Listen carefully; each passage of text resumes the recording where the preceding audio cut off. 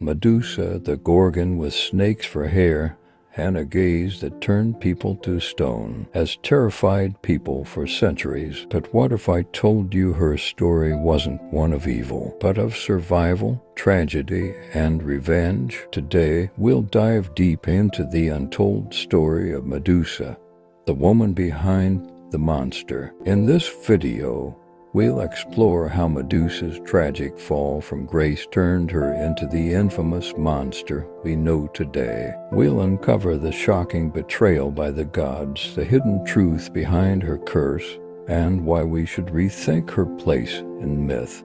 This isn't just another monster story. This is Medusa's journey from victim to villain. Medusa was once a mortal woman of unparalleled beauty. Her golden hair shimmered like sunlight on the sea. Her smile could soothe the fiercest storms. And her eyes held the stars themselves. She was no ordinary woman, but a priestess in the temple of Athena, sworn to a life of purity and devotion. Her beauty, however, did not go unnoticed. Mortals and gods alike were captivated, yet Medusa remained steadfast in her vows. But fate, as it often does, had other plans. One fateful day, as Medusa walked along the temple grounds, the sea god Poseidon beheld her. Overcome by her beauty, he desired her fiercely, and in his arrogance, he pursued her. Medusa, terrified, fled to the only sanctuary she knew, the temple of Athena. But even the sacred grounds could not protect her. Poseidon, defying all laws of reverence, violated her within the temple's hallowed walls. Medusa wept bitterly,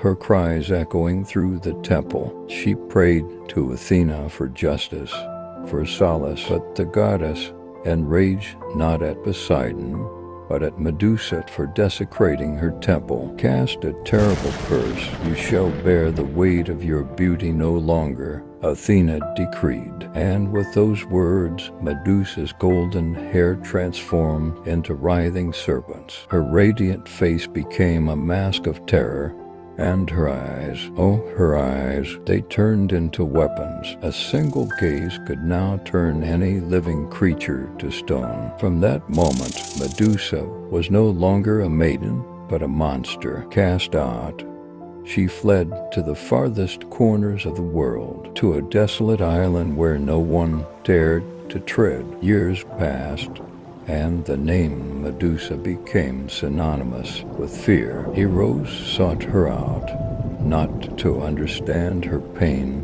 to claim her head as a trophy. Each one met the same fate, their bravery frozen in stone. Before we go further, I want to remind you to subscribe if you haven't already done that, because I have it in mind to post more myths videos. I know you will love them. Do you not want to know about the Greek gods, the Trojan horse, Odyssey, Ragnarok, the binding of Fenrir, the story of Osiris? This page is the Yggdrasil of historical tales and contemporary finance growth training. Back to our sad yet interesting tale. Then one day came a hero unlike any other, Perseus, son of Zeus and Danae, a mortal born of divine lineage and bound by destiny. He was no fool rushing blindly into danger.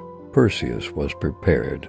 The gods themselves had armed him. Athena gifted him a shield, polished to a mirror's gleam. Hermes lent him winged sandals for swiftness. Hephaestus forged a blade sharp enough to cut through anything. And Hades offered his helm of invisibility. Inside the cavern, the silence was suffocating, broken only by the faint and settling hiss of snakes. The Gorgon laid in restless slumber, her serpentine hair ever vigilant, coiling and uncoiling as if sensing the world around her. Even asleep, Medusa radiated a tragic kind of menace, her monstrous form a curse, not a choice. Perseus gripped Athena's shield tightly, its reflective surface his only safeguard. He moved carefully, his eyes fixed on her image in the shield, each step measured and deliberate. His breath was shallow, his pulse thundered in his ears. One mistake,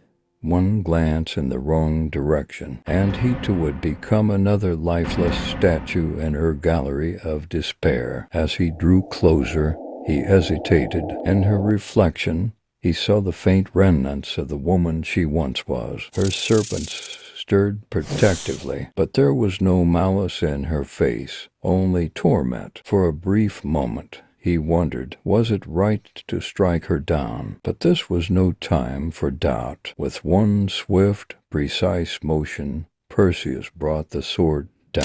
The cavern erupted in an otherworldly light as her head separated from her body. Her curse severed at last. From her blood sprang miracles. Pegasus, the majestic winged horse, took flight, and Chrysaor, a golden warrior with a sword, emerged as if the stars themselves had given them form. Perseus placed her head into a magical satchel, careful not to meet her lifeless gaze. For even in death, Medusa's eyes held their terrible power. Her severed head became his greatest weapon, helping him slay monsters and protect the innocent. With it, he defeated the sea monsters set to devour Andromeda, securing her freedom and winning her love. Yet as Perseus left the island, a heavy question lingered in the air. Who was the real monster in this tale? Medusa, cursed for a crime she did not commit, or the gods who condemned her to a life of suffering? Even in death, she remained a symbol of power, fear, and injustice, a tragic figure whose story would echo through the ages. Her death was not the end. From her severed neck sprang Pegasus, the winged horse, and Chrysaor, a giant of golden sword, her children, fathered by Poseidon, and her head,